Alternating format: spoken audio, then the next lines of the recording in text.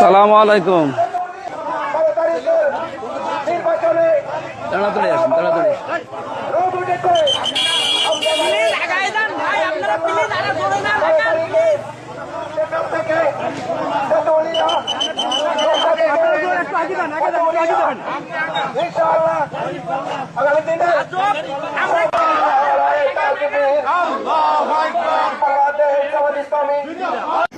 তুমি এত সব কথা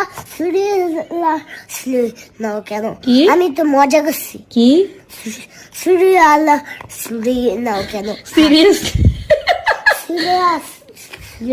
নাও কেন? আমি তো এত মজা করছি। মিছিল দেওয়ার শিক্ষা ইসলামের, এটা গণতান্ত্রিক নীতিমালা। মিছিল আমরা যে দেই হুটহাট করে কিছু হইলেই মিছিল নিয়ে রাস্তায় বেরিয়ে পড়ি, কোন ইসলাম শিখাইছে রে ভাই? আব্রাহাম লিঙ্কন দাজ্জাল গণতন্ত্র তৈরি করার আগে মিছিলের কোন সিস্টেম পৃথিবীতে এখন যেভাবে মিছিল দেওয়া হয় এভাবে কোন মিছিল ছিল না। মিছিল দেওয়ার সিস্টেম গণতন্ত্রের একটা নীতিমালা। কেন? কারণ তারা শাসকদেরকে রব সাব্যস্ত করেছে। গণতন্ত্র প্রত্যেকটা শাসককে রবের আসনে বসাইছে। কোন প্রজার অধিকার নাই রবের বিরুদ্ধে কথা বলার। আল্লাহ যেভাবে আইন করেছেন, কোন বান্দার অধিকার নাই আল্লাহর কর্মকাণ্ড নিয়ে নাক গলাইবার। ওই বিধানটা কপি করে আইন না, সমাজের কোন তুচ্ছ কোন রাষ্ট্রপ্রধানকে আল্লাহর আসনে বসাই দেয়া জনগণরে গোলামবাদী বানাইছে।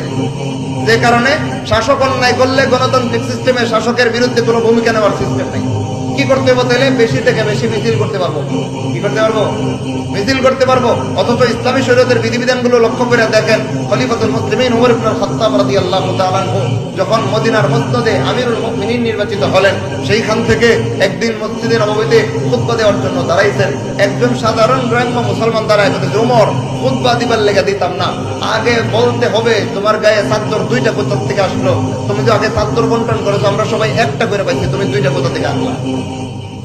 তাহলে শাসক যদি অন্যায় করে ইসলামী বিধিমালায় জনগণ কিছু বলার অধিকার রাখে কি রাখে না?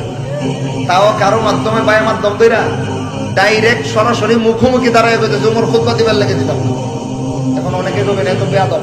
ও ভাই বেয়াদব আপনি বেশি দিনেন না উমর বেশি দিনেন? কে বেশি দিনে? উমর বেশি দিনেন। তাইলে উমর তাকে বেয়াদব সাব্যস্ত করে আচ্ছা মতো শাস্তি দেওয়ার কথা ছিল, কিন্তু না, উমর রাদিয়াল্লাহু তাআলা তাকে বেয়াদব বলেন নাই, বরং বলতেছেন আলহামদুলিল্লাহ, যেই রাজত্বে এইরকম সচেতন প্রজা থাকে সেই রাজত্বে কোন রাজা যে কোনো ভাবে জনগণের টাকা মেরে খাইবার সুযোগ পাইবে না ইনশাআল্লাহ। তাইলে নিন্দা করলেন না, প্রশংসা করছেন। কিন্তু প্রশংসা করে বলছেন, হে আল্লাহর বান্দা, তুমি যেটা ধরেছো সঠিক ধরেছো। কোন শাসক যদি এইরকম কোন বেইনসাফি করে তোমরা অবশ্যই পাকড়াও করবা।